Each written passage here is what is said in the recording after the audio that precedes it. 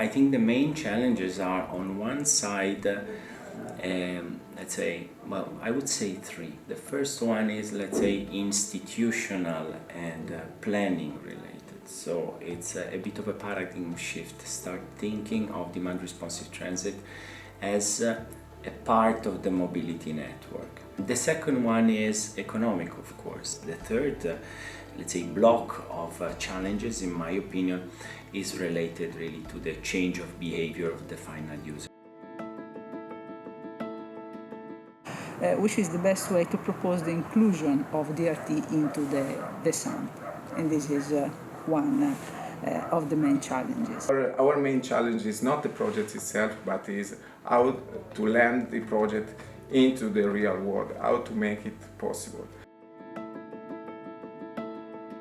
Each region, each city has kind of different challenges in trying to set up a DRT system. It's a question of who's going to run it, who's going to finance it, how make it accessible. You really have got to see exactly what is the need in a certain area, in a certain city, who wants to use it, how can we reach these people. The main challenge was to adapt it to a large, complex and well-established network, ensuring this seamless coordination with existing services required carefully planning and flexibility. Due to the fact of the low coverage of any public transport options, people got used to using their own personal cars, to driving everywhere. So it was very important to assess these needs and to come up with a set of scenarios in order to try to design certain DRT options.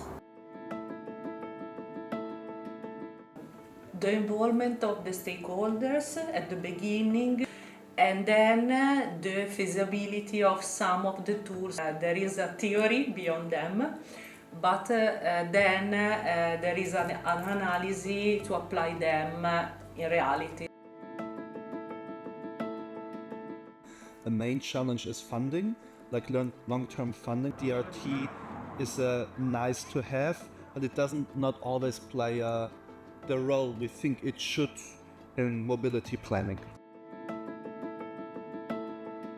I would say the main challenge was to find the role of DRT within the framework of the conventional public transport system, and also to come up with strategies that can ensure long-term and sustainable financial or funding options. There are different pilots facing different challenges, be it on the governance perspective, be it on the accessibility perspective, the technology readiness.